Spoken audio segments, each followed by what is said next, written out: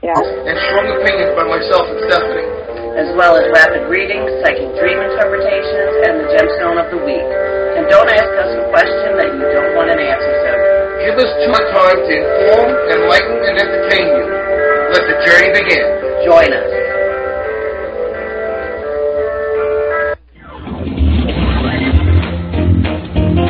Light up your night with The Kevin Smith Show. Hi, this is Kevin Smith. Join me Monday through Friday right here on the Paranormal Radio Network.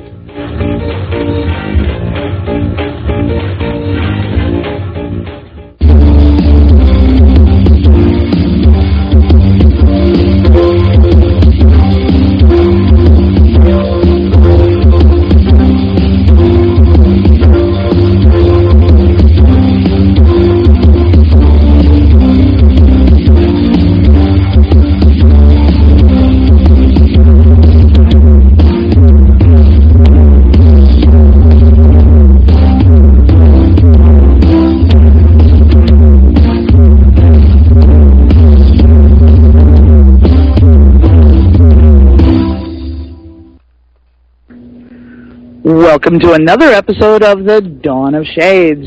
I'm your host, Gia Scott, and today is December 27th, 2011, and this is episode 540.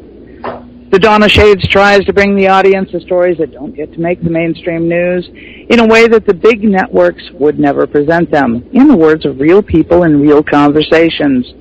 Join us each Tuesday as we bring you another conversation with information and insight that you'll never find elsewhere. Forget hard-hitting journalism.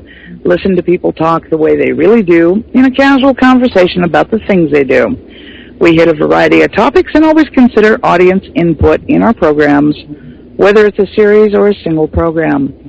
You can find out what is going on and who's on when by simply going to our website, www.exogenynetwork.com, and scrolling down the page.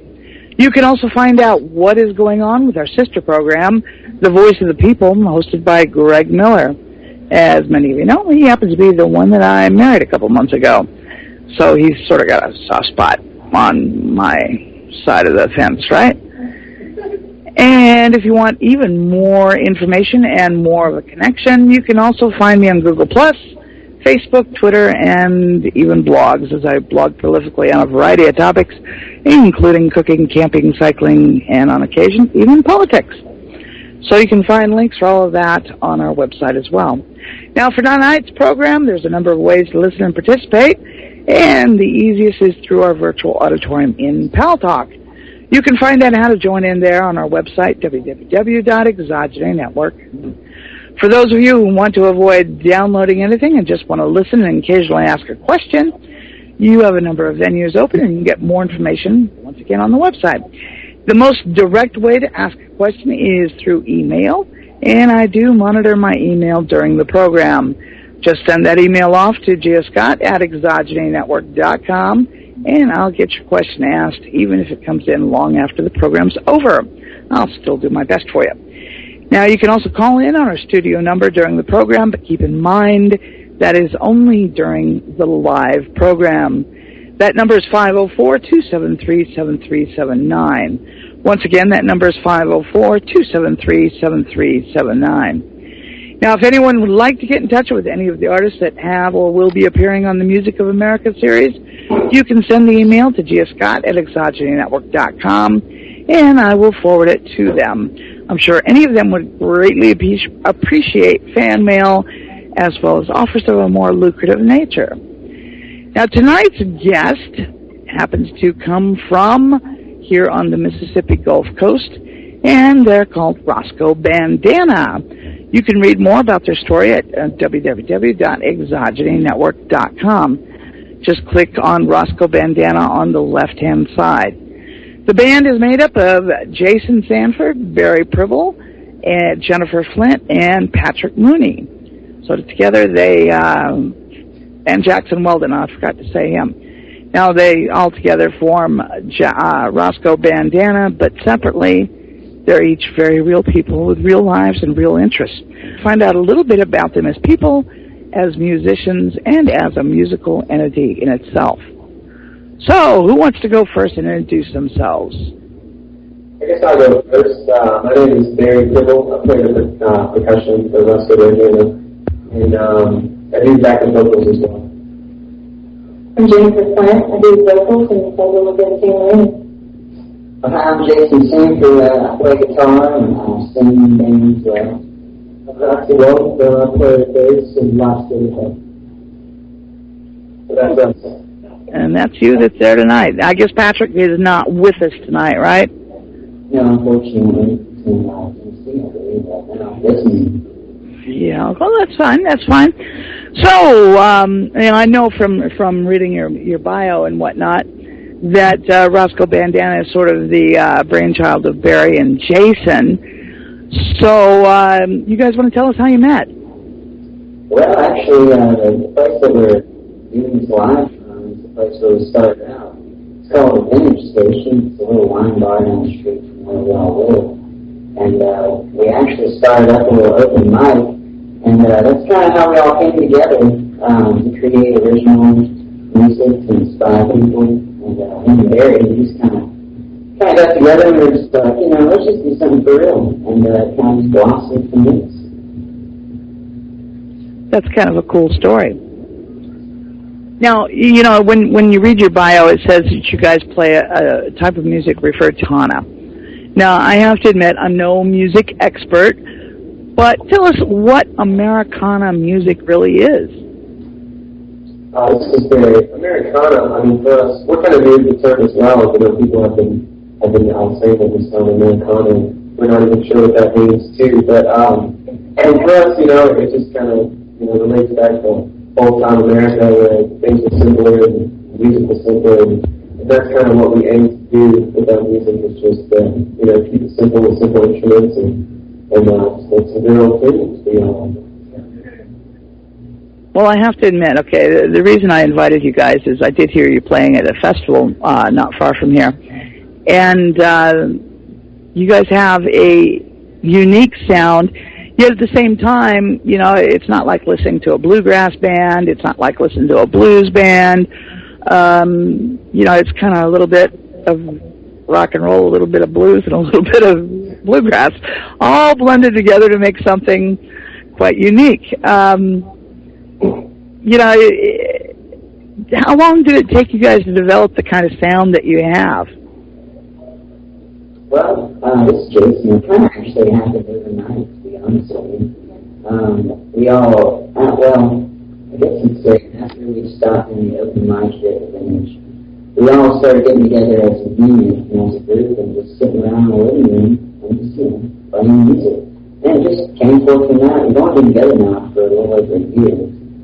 So it's kind of been on the fast track for us.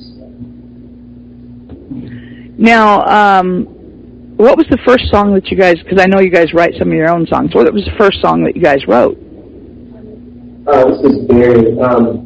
The main writer of the music is Jason, and he has some older songs that he's played throughout the years, but he's kind of taken them and made a new version, I guess you could say, of some older songs. But one of the first songs that we wrote as a band was a song called Time to Begin. But I guess we've been trying to make music for about a year now. It's been working out pretty well so far. Okay, just for the audience's pleasure, how about you guys play that song? Okay, you want to play Time to Begin? Yeah. Okay, that sounds good to us. All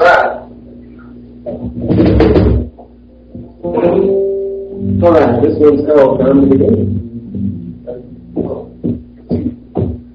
2, 3.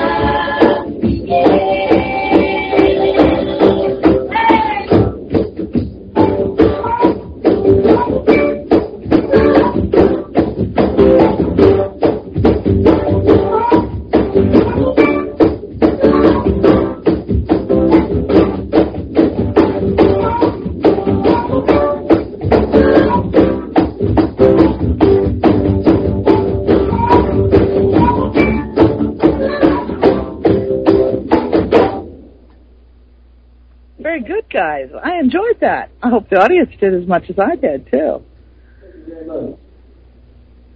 So, you know, when you guys write a song, what comes first, the music or the words?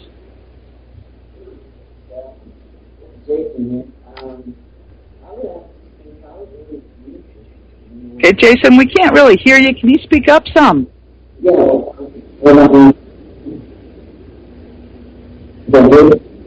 Yeah, that's better. Okay, cool. Well, pretty much music, but then this kind of thing I'm not sure. I don't know, it's sometimes shallow.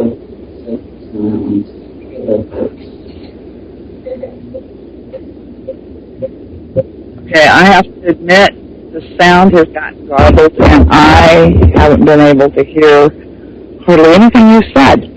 I don't know how well you're hearing me. Yeah, you said a little too. Yeah, I'm not sure it's picking up everything you were saying, so it's fine.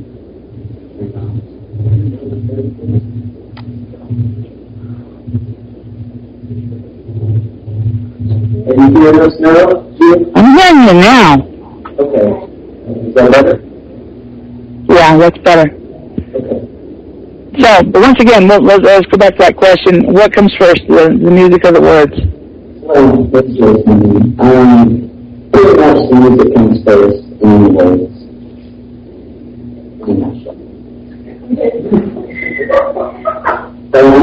What kinds of things do you use for new ideas on a song? Pretty much, we just kind of come together and collaborate a lot of times. I'll get a good skeleton track and I'll get some good words down, and it comes in, and then I'll get a day and we'll develop a skeleton for the music. And then we're working with either harmonies or working on bass guitar or over that. That's pretty much the general process of our song. Yeah, a lot of times, and this is very, a lot of times, we do it differently. Jason will come, with the song, and, he'll have, his personality, he can see what he's going to, show us, and then, we'll add things in, and sometimes we'll be as a feedback track, so it happens, all kinds of ways, as far as the creativity and the writing and stuff, but, just whatever comes at that time, it's, we start with it, so. Well, that kind of makes sense. It would be kind of disappointing if you had, like, Formula 1, 2, 3 for songs. Yeah, that's going to work along. So, what kinds of ideas have you turned into songs? I mean, Yeah, we've all heard about Taylor Swift, and every time she breaks up with a guy, she writes a song about it. Obviously, that's not what you guys are writing about because you don't have all that kind of song. So, what kinds of things do give you ideas? Well, this is Jason. Pretty much just about life, about how the people and the things around me inspire me. That goes for everybody else, I feel like, too. We just kind of think about stories. That's where we get the folk feel from. That makes sense. Now, I know that one of the things that you guys participated in was Hard Rock's band competition. Now, how has that influenced the development of your group as a musical entity? Well, the Hard Rock Battle of the Bands was a great opportunity for us to push ourselves, I guess, in a way. I personally didn't want to enter it. I was like the one in the band who was like, I don't want to do this, and everybody in the band was just like, this could be an opportunity to just play it. And so anyway, we decided to enter it, and we ended up doing really well, and kept advancing to the next levels and stuff like that, and then come down to the end of it, we were one of the 4 bands picked in London and play. So just the exposure itself was, it's been really good for us, and Hard Rock took us on the end, so we were excited to be a part of Battle of the Bands, and excited that it took us so far, in such a short amount of time. So in going to London, are you guys all from South Mississippi? Yes.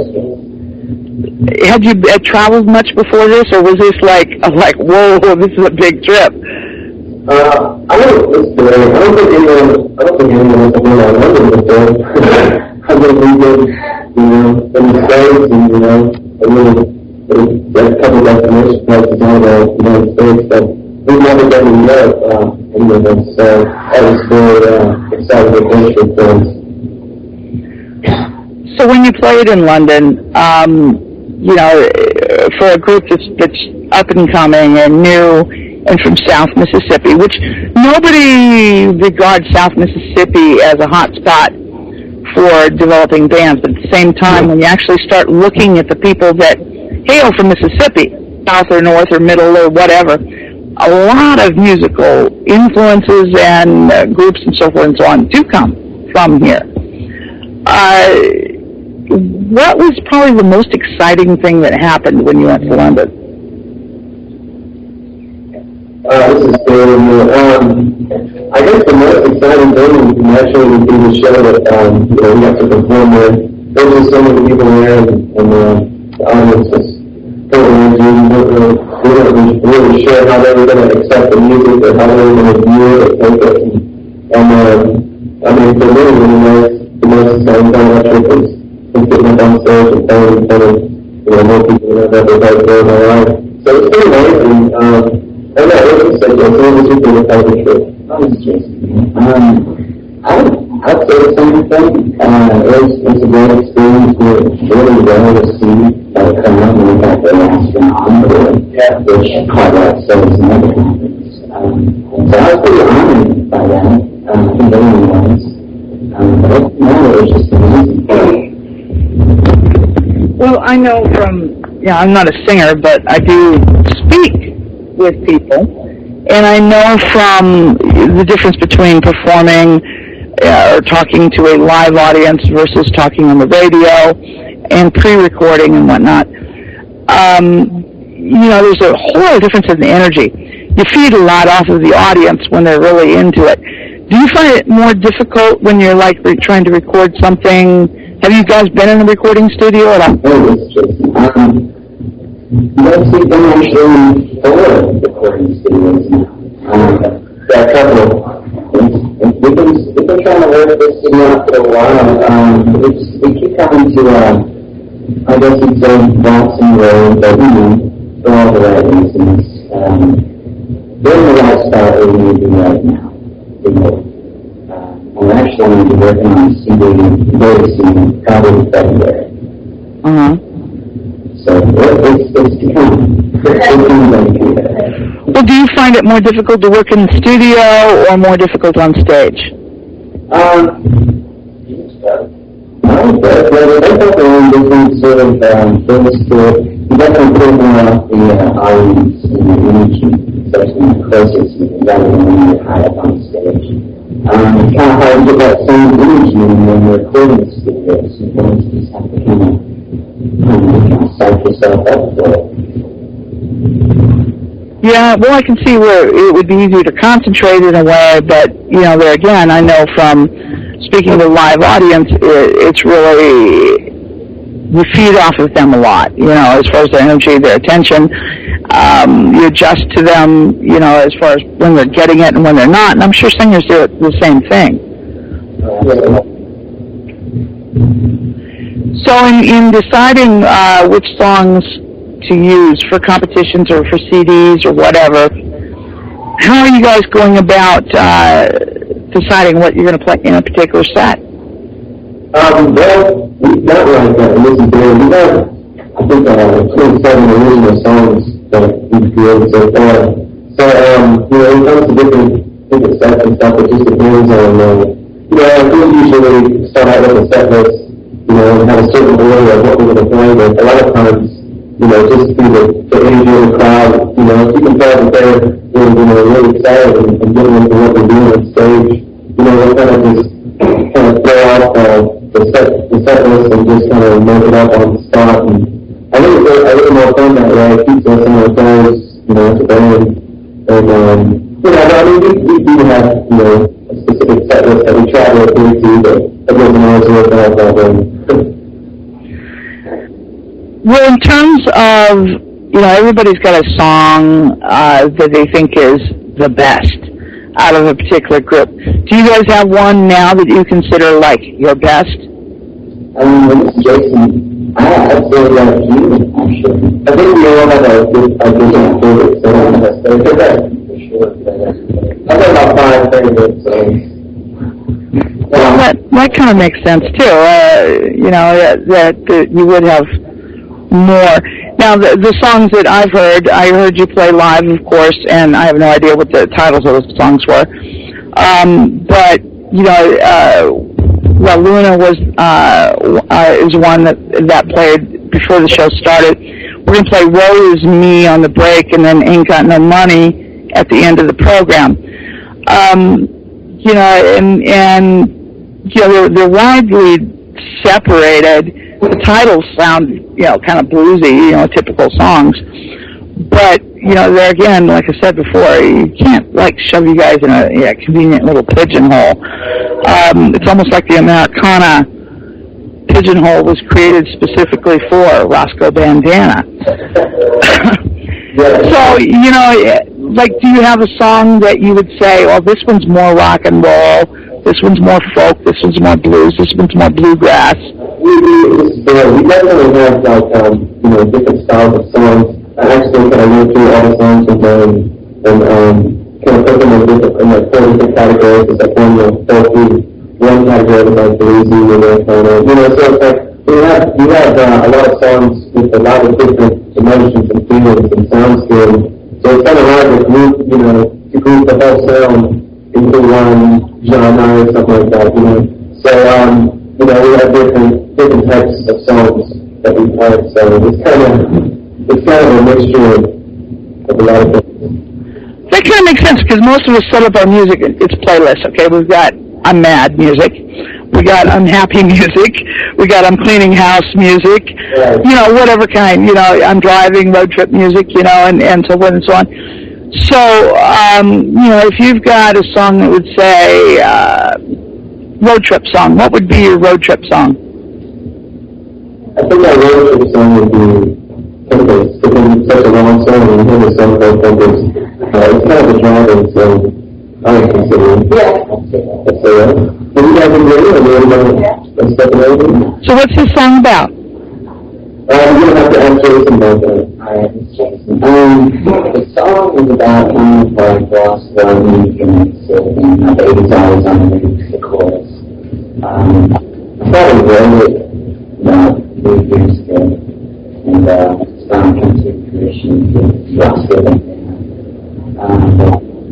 hopefully right now, goodbye. Okay, fair enough. Speaking of where things come from, exactly where did the name Roscoe Bandana come from? Oh, Roscoe Bandana. This is better, yeah. Jim and I were kind of thinking of we wanted to do something bandana because people have said we sounded Americana, and obviously the bandana is kind of the American. It has a simple way to put text on, America and both arms and stuff like that. And we looked through different names, and we were trying to think of names, bandana, the dirty bandana. Nothing ever really fit. And then we were finally listening to a band that we like, which is called Midlake, and we have a song called Roscoe. And in the middle of the song, they shout out Roscoe, and Jim and I just kind of looked at each other and, Roscoe Bandana. And it just kind of made sense, and then since then we're just like, that's it. That's the name of the band. So, well, I have to admit, it is a unique name. It was easy for me to remember, even though I have a memory like a leaky bucket. Because I have to admit, I heard you guys play, and then I had to find you. You like the music. Yeah, and if I hadn't remembered your name, it would have been really difficult because it would have been like that band that was playing that day. Yeah. Like at band camp, Yeah, we're glad to remember the name. We wanted it to be catchy and, reflect our music in some way, and we feel like it does, so. Yeah. Now, we do have a question in the virtual auditorium. They're really curious whether or not this is a live show. And so, since it is a live show, and we're talking about your name, why don't you play the song that you would say most reflects your name?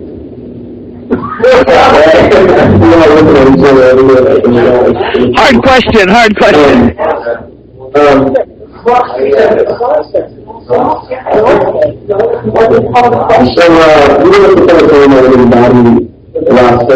Yeah. Okay. All right. Give us like a 20 something.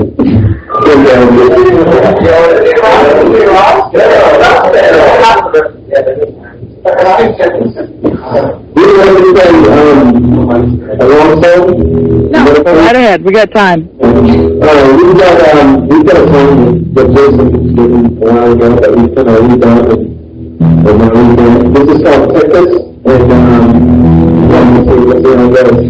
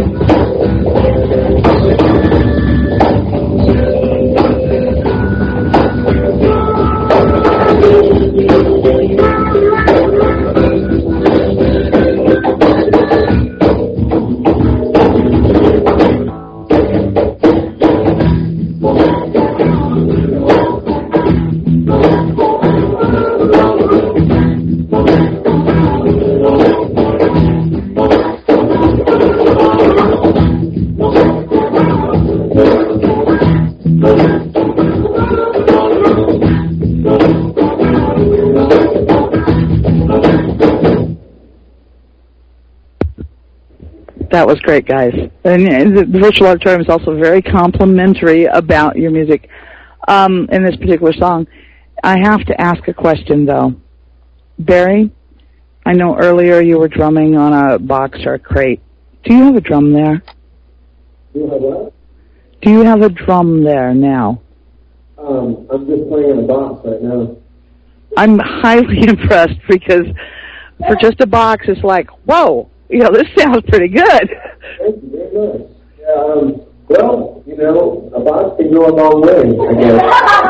Yeah, it's going all over the world tonight, so yeah. Yeah, actually, our buddy who's playing with us right now, Neil, is playing the harmonica with us. He started out jamming with him in the beginning of performing at Roscoe, and he actually bought a cajon, and which is what I'm playing, which is the box I'm sitting in. And he was like, hey man, try this out, this is so cool, the music is playing. And I'd never played one before, and he bought it and told me to play it, and I started playing it, and that's the rest is history. So we have our good buddy Neil to thank for the percussive ideas of what we do now. Mm-hmm. Yeah, it was very impressive, especially realizing that you're playing on a box. And I knew that you were playing on a box or a crate earlier, and I was like, that sounds awfully good. Yeah. Well, thank you very much. Now, growing up, was music a part of all you guys' lives, or was it something you came to later in life? Yeah, I think, this is very, started out with musical backgrounds and, early musical likings and whatnot. But, I started out playing when I was growing up, and I've always been, always had music around me and available to me, but, I'm going to try to pass it over to Jason. Anyways, Jason. Actually, my dad played guitar, and the guitar that I play right now is actually my father's. I'd say music wasn't really always our strong point in our family. More drums together, but I definitely always had passion for music. And some of the earlier, I guess I'd say, music that I really got into was like the Beatles and stuff like that. But I was using my parents to turn me on to it. I'm going to pass it over to Jackson. Okay, this is Jackson.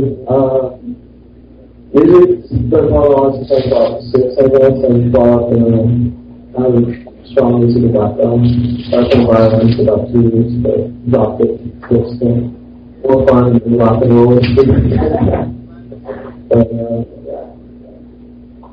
so yeah, we all come from, we all come from different, musical backgrounds as far as genres and whatnot, and what we were raised in, and things we like. But I think what brings us together is we all kind of take a little bit of ourselves and what we like musically, and kind of push it towards a common goal, and kind of what we end up with is what you just heard.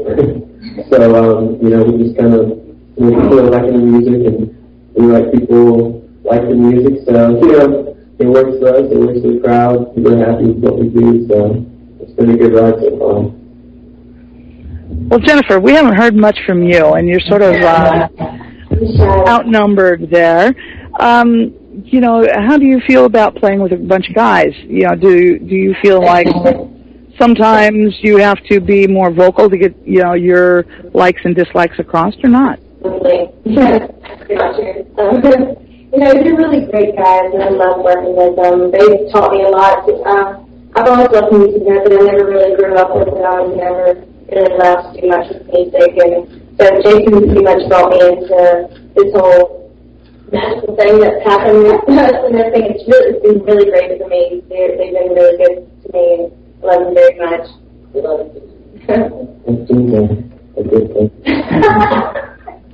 So you guys didn't, the vocals primarily come from Jason, Barry, and Jennifer.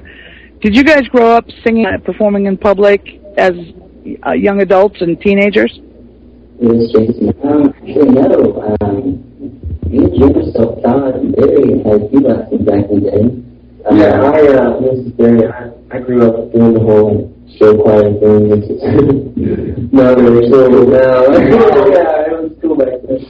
No, No, I grew up, doing quartets and different things and being in choir. So, it's kind of weird because, Jason and Jim are new to vocals and stuff, and just to see how much they've grown. And, we kind of pick out the harmonies, and I help pick out harmonies, and we kind of figure them all out. But, there's not like one sole person who has some amazing vocal background or, some kind of crazy talent. We're all just kind of humble, simple musicians who want to make music, and, I think the blend of the voices, it's kind of, it's unique because it's the three of us, and not just one, person who's like amazing or something like that. Yeah, so Jackson, how come you don't sing? Hey, Jackson, sing for us. I sing in the shower. That's what it is. Well, even when you think back to, an iconic group like the Beatles, Ringo was not known for his singing. He was known as a drummer. But he always sang one song on the album, like a token effort. And nobody could ever say that he was a good singer. But he did it anyhow. And, so, are we going to hear you start singing more as time goes on? Probably as time goes on. I'm new to the band. I joined about 4.5 months ago. And so their main focus is to get them together for the music and get my bass parts down, my lap steel parts down. And then I had 3 parts, put 3 part harmony. So, yeah. Yeah, we're all we're getting Jackson and the creative Jackson kind of came to us in the perfect timing, and we haven't gotten him on the vocals yet, but hope in the future. Now, I know from watching you guys perform, Jackson, you play more than just bass guitar, don't you? Yeah. Jackson plays everything. Everything. Well, yeah, there's even a picture on the website of him playing everything other than bass guitar. So why don't you tell the audience about some of the instruments that you play? Actually, when I first joined the band, their intention was for me to play banjo. That lasted about a week. I really figured that we couldn't properly match the banjo and not have feedback on stage. I started out playing violin when I was about 6. But then I went to guitar, and from there I went to bass and last to guitar and mandolin and single bass, stand up. You hear the harp too. It sounds kind of like if it has strings, you're probably going to play it. If it has strings, Jackson can play it. That's pretty much the bottom line. Well, it's kind of a unique talent in itself. So, it's something to be proud of, even if you don't ever decide to sing. So what is really you guys' big, what would be, if you say you had one goal as Roscoe Bandana to achieve, what would that goal be? Jason, I probably have to say just have our music on a CD right now. real combination of like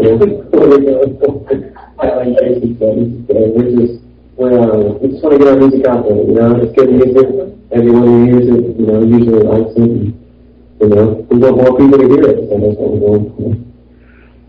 Okay, well, that's a fair enough answer. But I have to warn you, I could put this interview on a CD, and then your music's on CD, too, Maybe world domination would be closer than we thought. But, yeah, there's different degrees of having your music on CD. I mean, yeah. And we've all heard some of those home-done, I guess you'd call them demo CDs. Yeah. And demo may stand for demolish, but, yeah. Yeah, we've got a lot of those. That anyone listens to. As a group, do you guys still remember the first song that you played together?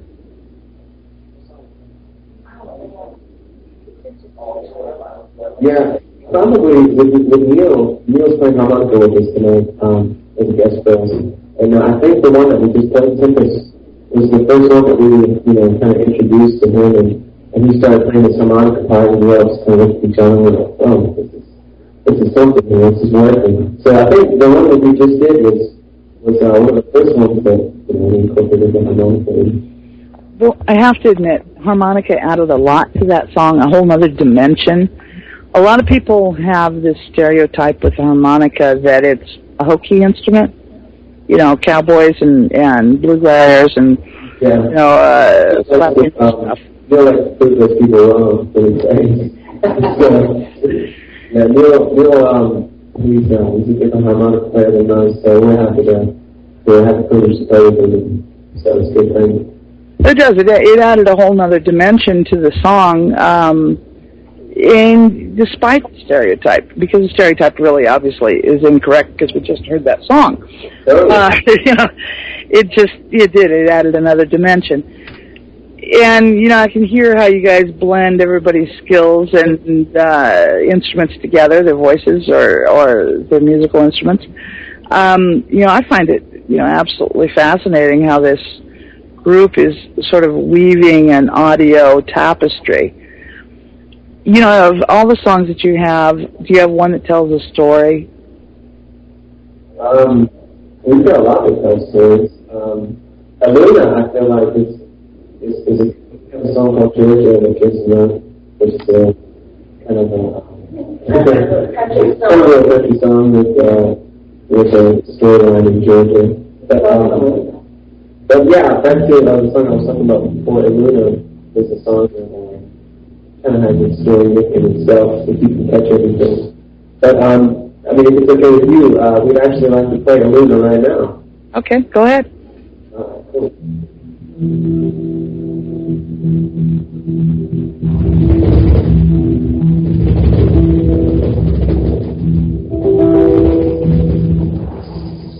One, two, three, four.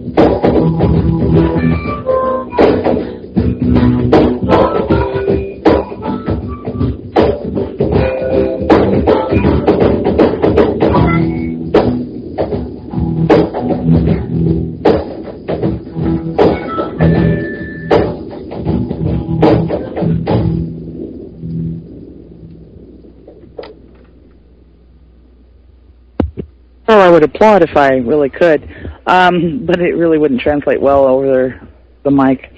But guys, you did great. That's a really cool song. But it is time for us to take a break, folks. Stay tuned, and while we're away, check out our website at www.exogenynetwork.com. You can see a picture of the band, several pictures actually. You can send us an email and tell us what you think of the website. With that, we will be back with more Roscoe Bandana in just a few minutes.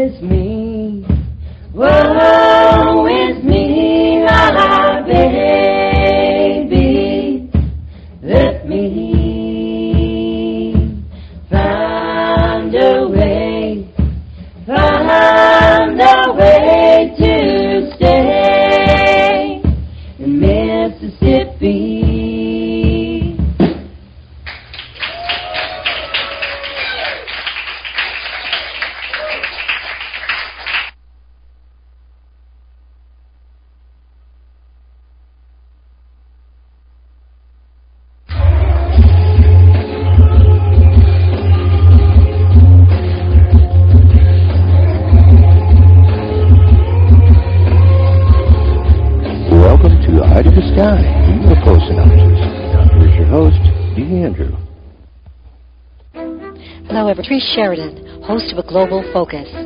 Come join us each Friday evening at A Global Focus's new time, 9 to 11 p.m. Eastern. Come join the discussion.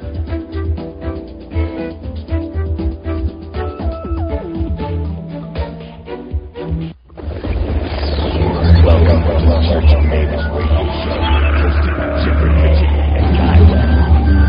Open your mind to the high strings of UFOs, paranormal, occult, metaphysics, and politics. We always march into the apocalypse every Saturday at 11 p.m. Eastern. TheChurchOfMavis.com, ParanormalRadioNetwork.org. Jay Khan is watching.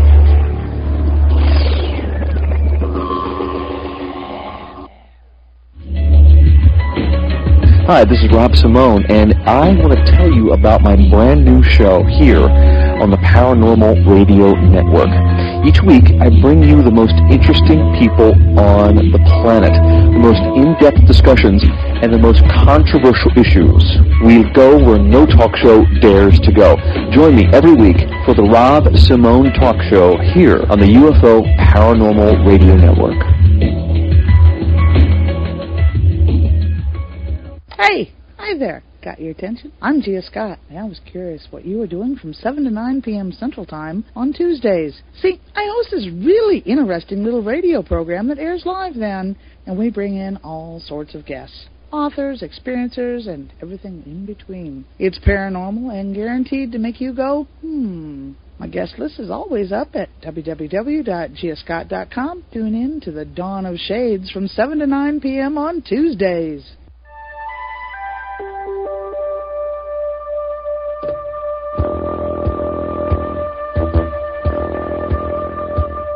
Tune in to UFO Undercover, Wednesdays at 8 p.m. Eastern, with your host, Joe Montaldo, right here on the Paranormal Radio Network.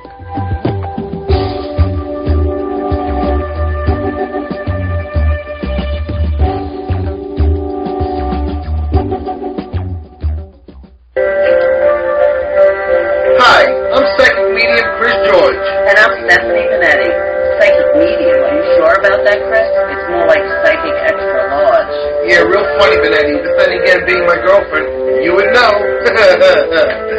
Together, we are Second Sight NYC, a parapsychic radio show based out of New York City. Join us each week as we journey into the unknown. Let's cross the threshold of reality together. We take a fun and no-nonsense approach to our show, and we love to interact with our audience. Each week, you can expect a great guest, interesting topics, and strong opinions by myself and Stephanie. As well as rapid readings, psychic dream interpretations, and the gemstone of the week. And don't ask us a question that you don't want an answer to. Give us 2 hours of your time to inform, enlighten, and entertain you. Let the journey begin. Join us.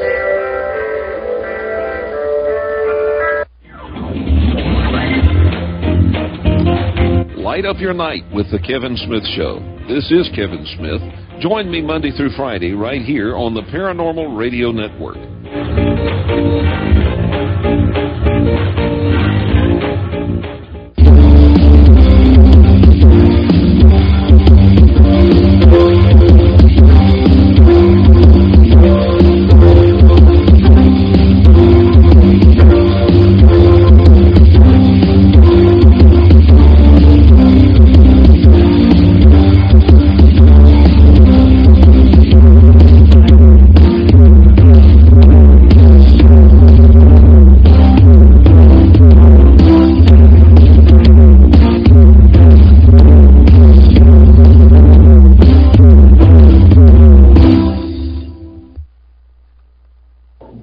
Welcome back to the Dawn of Shades. I'm your host, Gio Scott, and today we are talking with our guest, Roscoe Bandana, as we continue with the 7th program in our series, Music in America.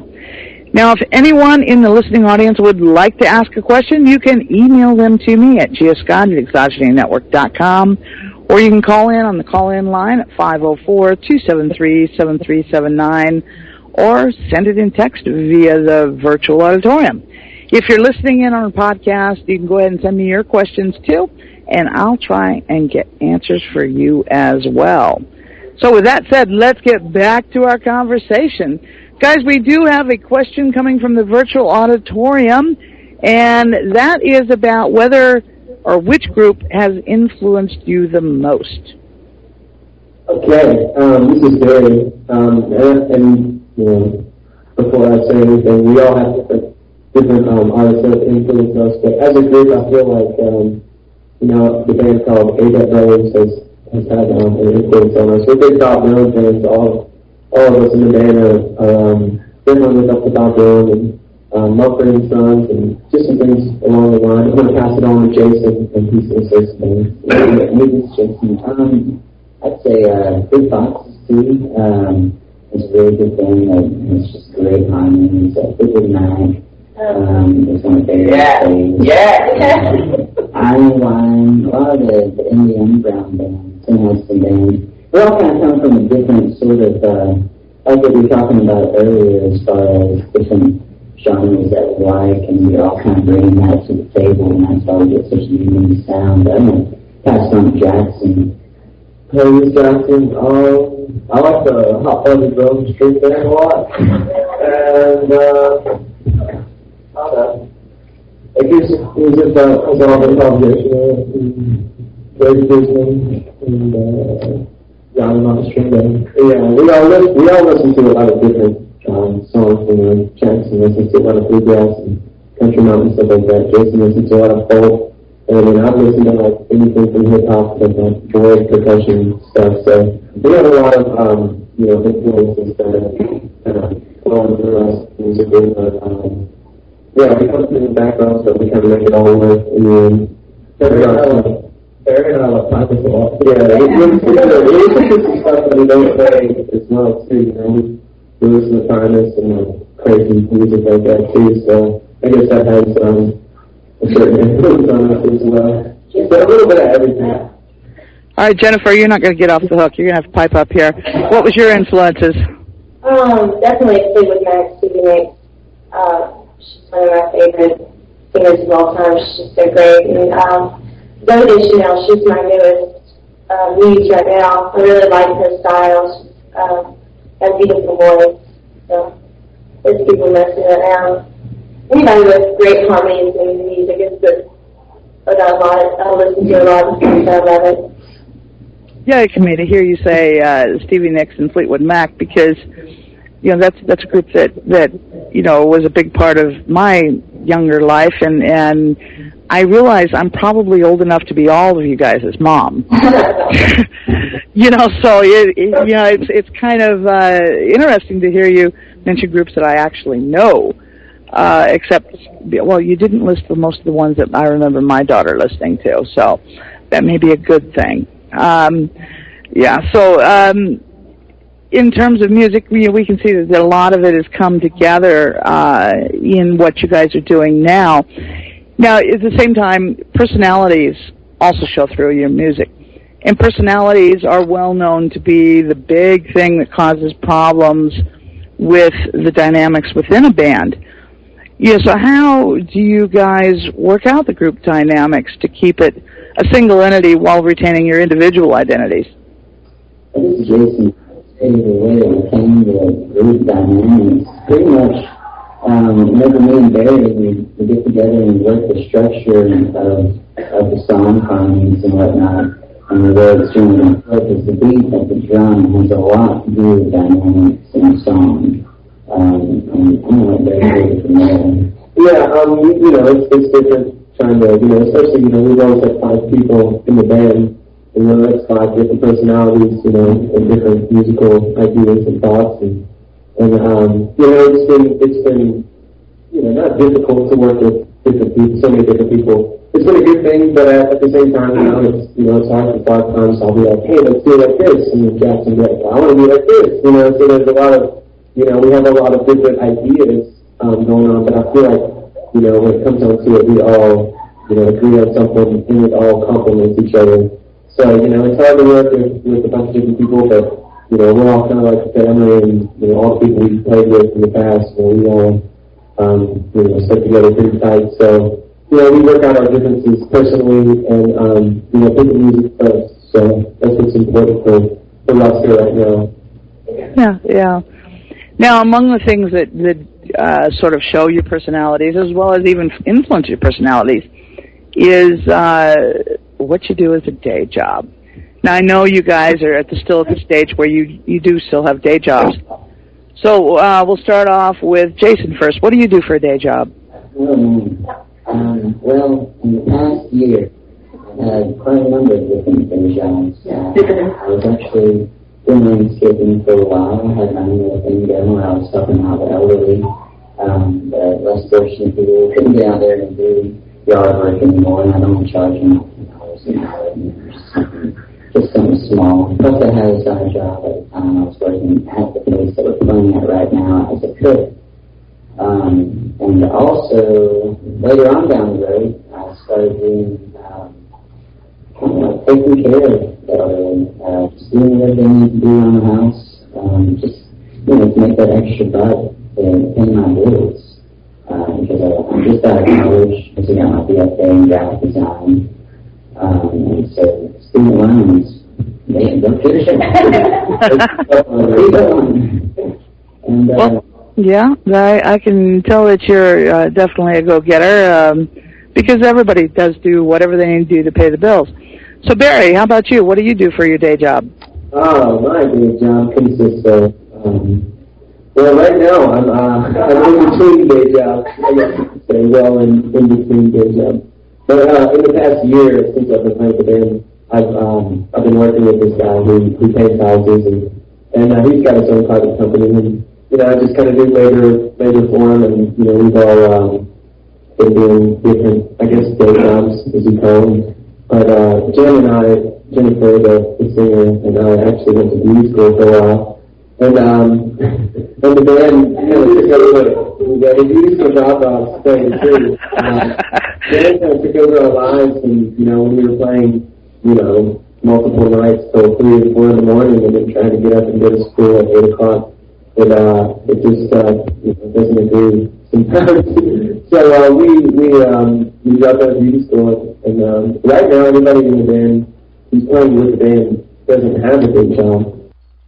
Right now, my job is playing music in bars and other places like that. But yeah, that's what I've been doing. Well, okay, Jennifer, we're still going to put you on the hook. Besides being a beauty school dropout, what kinds of day jobs have you had? Oh, man, well, I worked at this place called Port City Cafe for a while, but that didn't last very long. Yeah, I got tired. No, I pretty much just hang around, play with my cat, write music and stuff like that. So that's what I do during my day. Well, in between day jobs, like I said. A bunch of in-betweeners. In-betweeners. A bunch of in-betweeners, huh? Well, Jackson, what kind of day jobs have you had? Well, I dropped out of school. I mean, since I've been I haven't had a day job since last days that I really covered it. But before I joined the band, I taught sailing to the youth. Okay. Yeah. We don't promote dropping out of school. It just so happened that we needed to not be in school. Me on the harmonica player, play with Roscoe from time to time. Actually, I've been a photographer for 11 years. I have my own photography business at Fortune.com. Check it out. Yeah, he's putting a plug in there. You know, Neil, you may have an advantage only playing part-time. You're employed. Yeah, that's, I actually was one of the original members, and when we came back from London, I had to kind of make a choice as to continue with the band or go back to my full-time job. So I'm still trying to make time to play with them occasionally, and it's working out great. He's also in between trying to do this time. So yeah, Neil's a good buddy of ours. He plays with us whenever he can, whenever his busy schedule allows him to play with us. It sounds like you guys are still kind of dangling the carrot in front of him, hoping to entice him into not being, what do they call him, the original drummer for the Beatles, Pete Best, I think was his name. Yeah, you know, you don't want to be the Neil equivalent, right? Yeah, well, we understand that Neil has other stuff going on, so that sounds good. But, you know, we played with different musicians in the past, you know, we played with different violin players, and people come and go, but Neil has always stuck around and managed to keep us available for a couple shows every once in a while, so it's always a treat to have Neil play with us, so it's cool. Well, it is nice to hear you guys talking, you know, like this, because, you know, being a beauty school dropout isn't a bad thing. You know, necessarily. I mean, you know, if I'd have gone to beauty school, I'd have been a beauty school kick-out. So, you know, yeah. I tried clipping a dog once. It ran away. Yeah, you know. So yeah, it just wasn't my forte, I guess.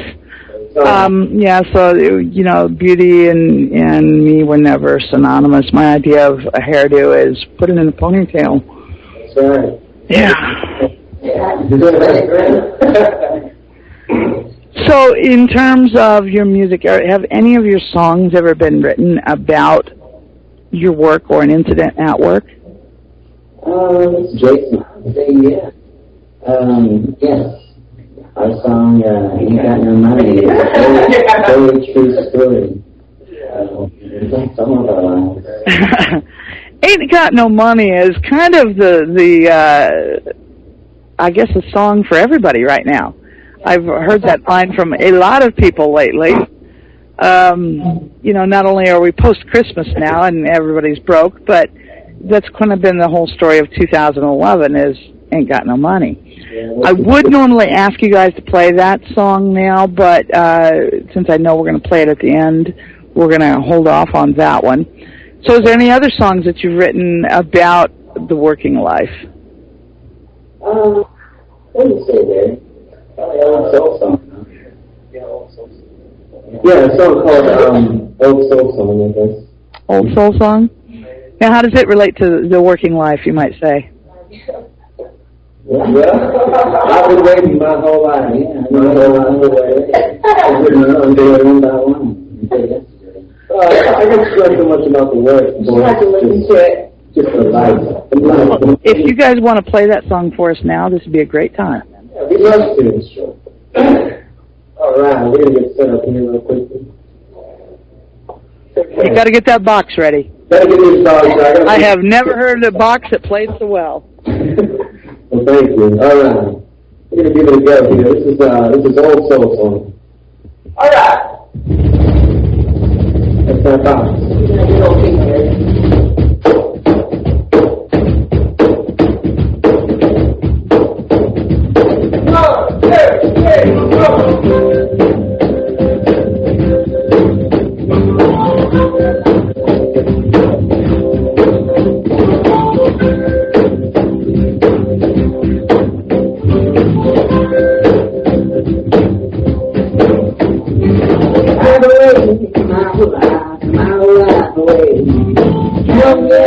From my one until yesterday, now I woke from a dream, from a holiday.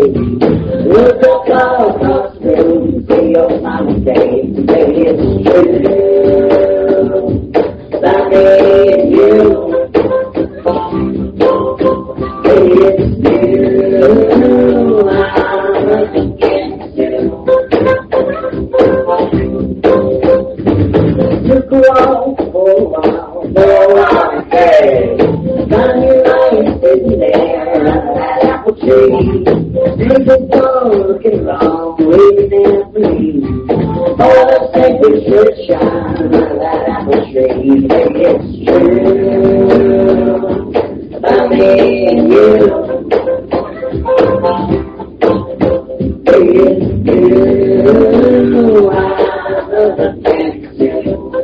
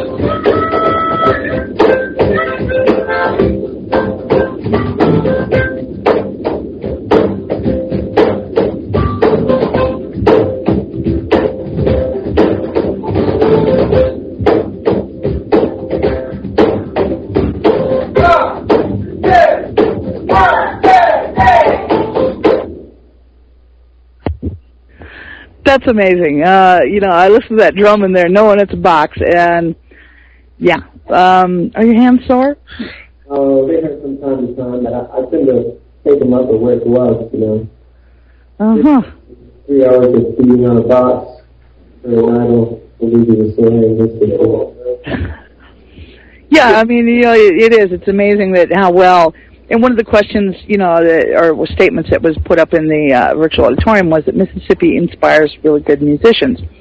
And I'm like, I wonder why. I mean, it's hot, it's humid, we've got lots of bugs, and I know we're in the bottom tier of economic states. Mississippi's just not one of the richest ones. So, why do you think Mississippi inspires musicians? I guess there's nothing else to do. Jackson has no idea. So, I guess that's a good idea. I guess there's not much else to do. There's a lot of swamps and things like that. Unless you have to fish and gamble, we make music. So, but I mean, Mississippi does have a background. There's a lot of people who have come from Mississippi who have kind of lived on the tracks for blues and Americana, I guess. So, I don't know. Mississippi's a good place.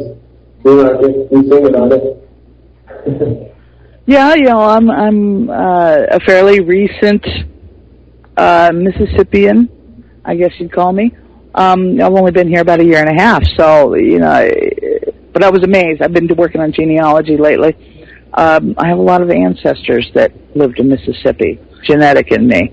But I never have learned to like the heat, humidity, and bugs, okay? That's just a combo. Spent most of my life on the desert, and it's like, whoa, this is hot. Yeah, you gotta kind of adapt when you come down here. I lived there. I lived in Michigan for a time, and when I would come back down to Mississippi, which I consider home, I get off the plane, and all of a sudden I'd be blasted with this humidity and heat, and thought I was going to have a heat stroke or something, but I guess you get used to it. No, you don't. I've been here. I lived in New Orleans for 7-8 years before I moved to Mississippi. No, you don't get used to it. People talk about the dry heat in Phoenix, okay? It's like a blast oven. I lived in Arizona most of my life, so it's like a blast oven there. But it is a dry heat. It is nothing on Mississippi's heat. Yeah. Yeah. So, everybody's saying now that the reason there's a lot of music in Mississippi is because we learned the spelling from that childhood rhyme. Now, did you guys learn to spell Mississippi the same way, the M-I crooked letter thing? Yeah. Afro-Man has a song about that, too. He's from Mississippi. Yeah, even though I didn't grow up in Mississippi, that was the way my mother taught me how to spell Mississippi. You get lost in all those S's and P's and I's as a kid, anyhow. In terms of the heat and humidity and the Mississippi influence, for you guys, has living on the Gulf Coast provided you with perhaps incentives because of the fact that we do have the casinos and what? There's no incentive for us. We're not gambling people.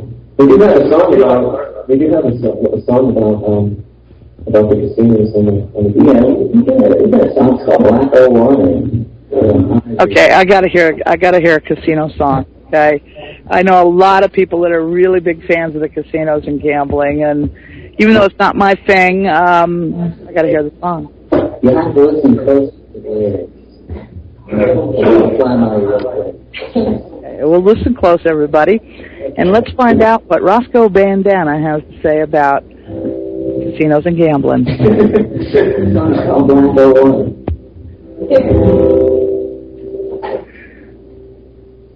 All right, you ready? 1, 2, 3, 4.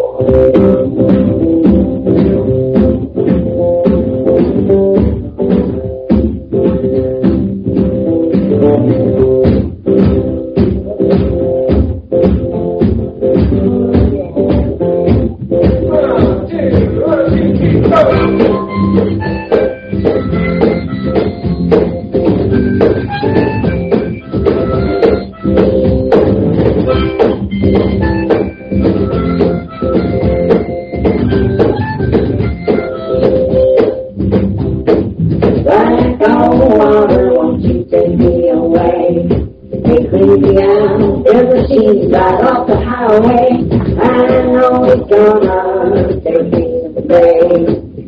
waiting on the water flows, the stars have to say.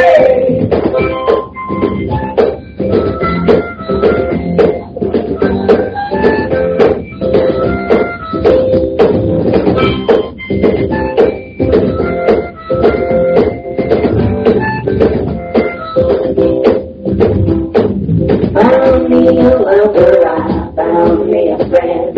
And those don't like us, tonic and gin. No mixing all face and day. Like the wind blows and carries us to the end of day.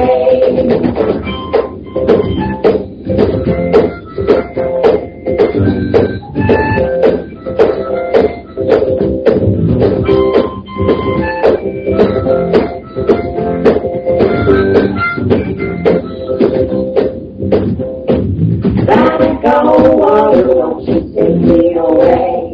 Take me down, get machines right off the highway. I know he's gonna take me someday. He'll let you know when water flows and stars have to say. Yeah, that was one. That was a good song. I like that. Now, double machines out the highway. Yeah. Actually, when I was talking about the casinos, I was referring to the casinos and clubs in terms of venues that hire bands. Was that, part of the influence, that the fact that you could get gigs in your local area?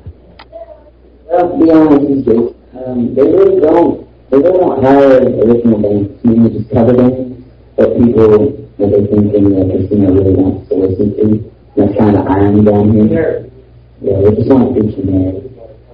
Ah, okay. That's why I heard the worst version of the Rat Pack at a casino. So we like our we gamble every once in a while. Yeah, I have to admit, I was in a casino and I saw the worst rendition of the Rat Pack. Yeah, I know, right? Casinos. It was awful. You were like, oh, that should have been, a comedy routine instead of a singing one. Yeah. They could have done better because it was almost a spoof. It was so bad. You felt sorry for the guys doing it, actually. Yeah, we've definitely seen our fair share of local acts that are, trying to, put on a show or play a song that another artist plays exactly the same way, exactly the same style. And that's kind of one of the reasons we started this band is, me and Jason just like, there's just so many cover bands and everybody's just trying to reproduce something else, and, we just wanted to do something original, and that's kind of how also came to be. Well, I have to admit that, I definitely enjoyed hearing you guys play. Play often in festivals and whatnot on the Gulf Coast? Yes, we actually do. That's what we saw also at the Mullet Fest. But we're actually going to, do we have a festival coming up? We've got a festival down here in Paskashkian. I think it's the Oyster Festival, something like that. We're a big fan of oysters down here in Mississippi, if you didn't know that. So I guess they're having a festival for that. I have to admit I love oysters too, but I prefer mine cooked. I figure that's why man discovered fire. Yeah, a lot of people think, okay, it's gross to eat oysters. For all those people who've never tried it, it's not gross. But to me, it's cold, wet fish, and I really prefer mine cooked. Yeah. Yeah. But yeah. I guess we all Oh, and also the Mullet Festival, we're not celebrating a haircut? No, the Mullet Festival is, you might think that when you come down to Mississippi. Yeah, because you'll still see a few mullets. Fish. We're very proud of the mullet fish. Oh, we got that mullet. I think they named the haircut after the fish, actually. No, I don't know, I'm just making that up. I really don't know. Well, I keep thinking about the haircut of fish, and I'm not seeing much resemblance there, but... You're right. Yeah, I'm still waiting to catch the dorkfish, though. Every weekend with corn dogs, and I'm waiting. sooner or later the dorkfish is going to bite, right? Yeah. Actually, I've seen some fish that they list what a dorkfish has got to look like. And since I'm a new transplantee and I enjoy fishing, I grew up fishing in Minnesota and then in Arizona, and rainbow trout was the usual thing. And they don't have rainbow trout here. The water is far too warm.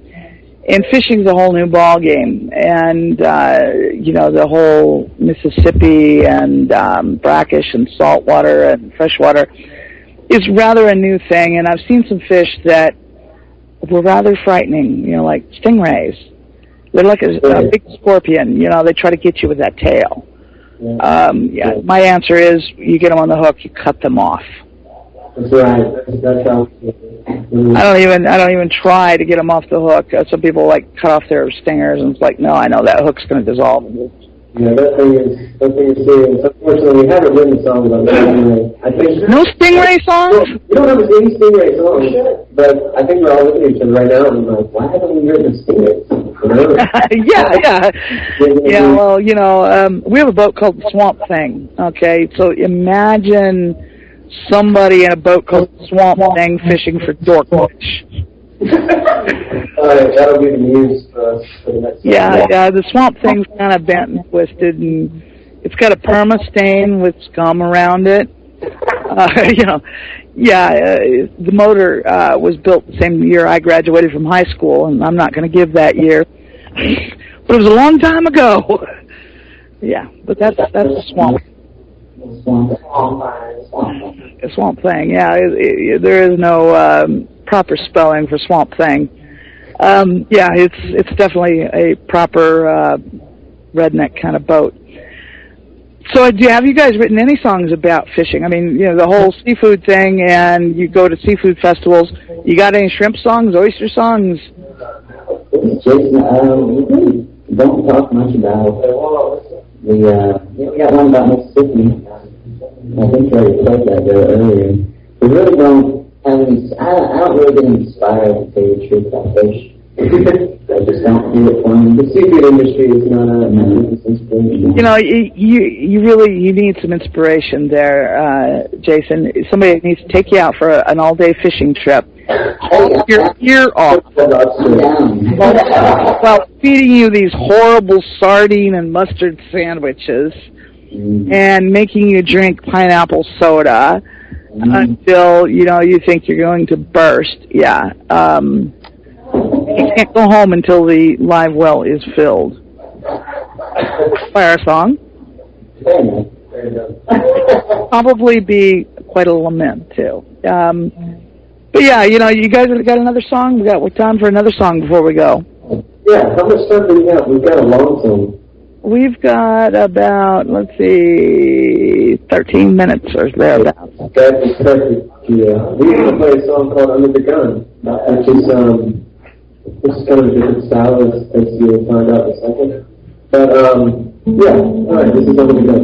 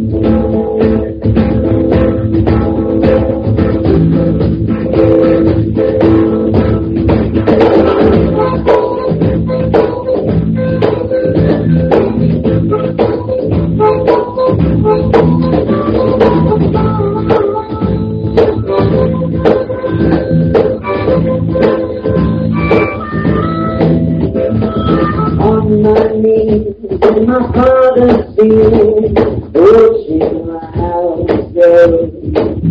Catching the scent of your morning glory and find its way through my house.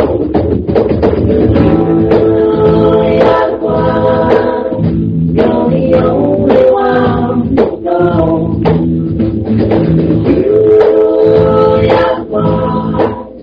You're the only one to know.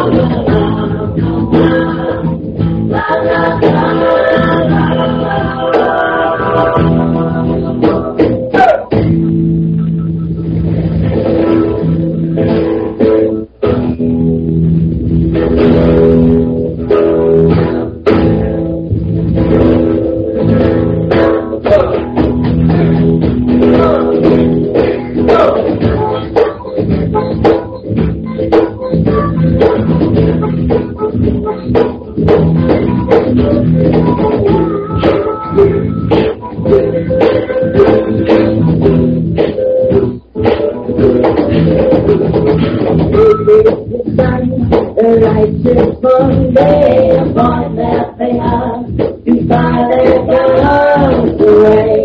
The way that I do.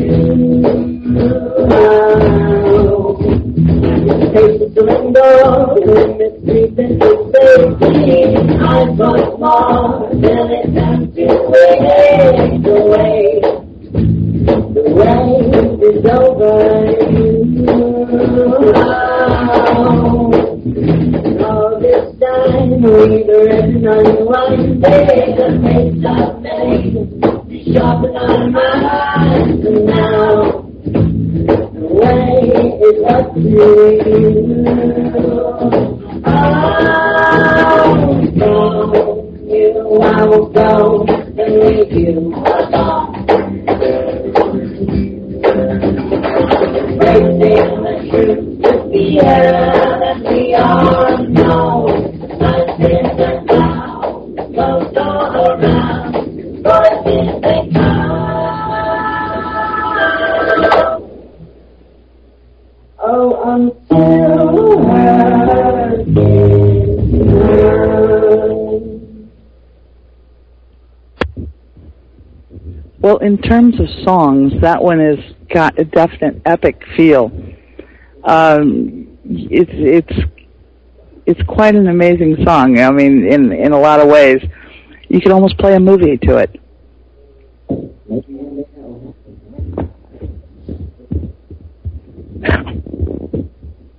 Okay, I didn't seem to hear you very well right there.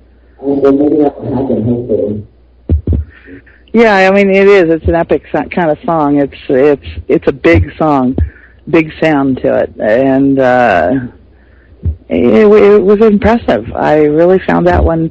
It reminds me of something, and I'm just not sure exactly what. Now, do you guys tour outside of the coastal area here? Do you have any gigs outside of the area coming up? Coming up, we don't. We are we're currently, trying to make a little tour. So that tour that's coming up soon, but it's kind of under wraps. We're keeping it a secret from everybody, so it'll be much bigger when it actually comes to information. But I mean, we've played different places. We've played Orlando and some other places, but right now we're just playing on the coast. So we're just kind of down here in Mississippi, hanging out with all these good old folks on the water. Yeah. Yeah, and I know you guys got some big things coming along the line. You got this CD that you're working on getting in. We've got just a couple of minutes left. Is there anything that you want to make sure the audience knows about you guys and your music? Not really. I mean, we kind of just gave it to you all right there. We're happy that people have been embracing and accepting the music. We weren't really sure when we started. When someone started this, we were kind of maybe people are going to be thinking of this music. It's so different and stuff. And I guess we're just really glad and appreciative to all the fans and everyone who's become a listener and who likes the music. And that's kind of why we do it. We do it because we have fun, but we do it because we want people to feel the same way we do when we hear our music. And we're just happy that people have opened up to us and accepted the music and they like it, I guess. Well, I think it kind of goes hand in hand with the times. People in times of economic difficulty and so forth like traditional things. And you've got enough tradition to be appealing to that part of ourselves. Newness to it that it makes it definitely something for the here and now. So it's not like you're just playing something from way back when. Yeah, well... we do have a Facebook page for all the listeners out there. If you want to like us on Facebook, it's facebook.com/Ross City and Dana. And we've got we've got like some shows up there and some pictures and stuff like that you can check out. That's excellent, guys. So, yeah. It's a great, social networking. Yeah. The modern day comes to the rescue, and I managed to find a band I heard at a festival. So, folks, with that, we have once again run out of time, even if it does feel like it has happened all too fast. I hope everyone has enjoyed the program with Roscoe Bandana tonight as much as I have, and that it provided everyone with plenty of food for thought as well as more illumination for their personal journey towards truth. Join us again next week for another fascinating episode in the Music in America series as we wind up our series with Buddy Cage from the Riders of the Purple Sage. So don't miss that. And tonight you've been listening to Gia Scott's Donna Shade, and I'm your host, Gia Scott, and good night.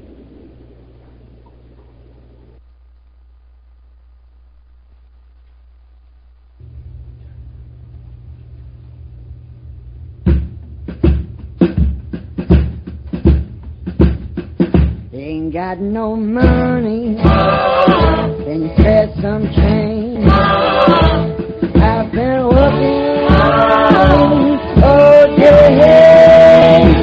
Sun's going down on the soul town. Better get going.